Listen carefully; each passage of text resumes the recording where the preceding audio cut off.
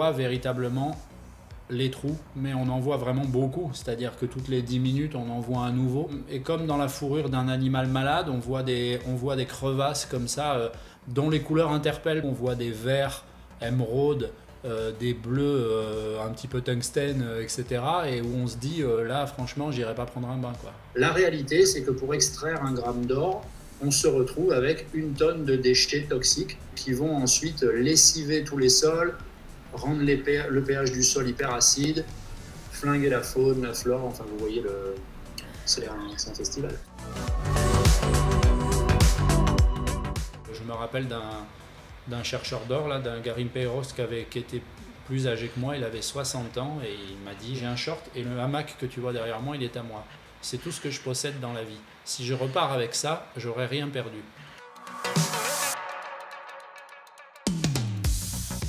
Les vieux fourneaux, c'est une BD populaire qui touche beaucoup de gens différents, de sensibilités différentes, d'âges différents. C'est un super moyen de faire découvrir aux gens, sans dramatiser, des enjeux de société, des problématiques ou des endroits, tout simplement. Ils ne connaissent pas forcément bien.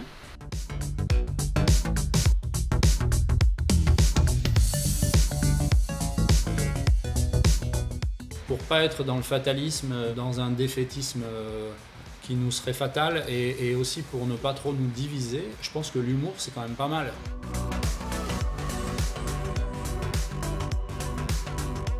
Je ne suis pas rentré dans une bijouterie depuis le XXe siècle, je pense.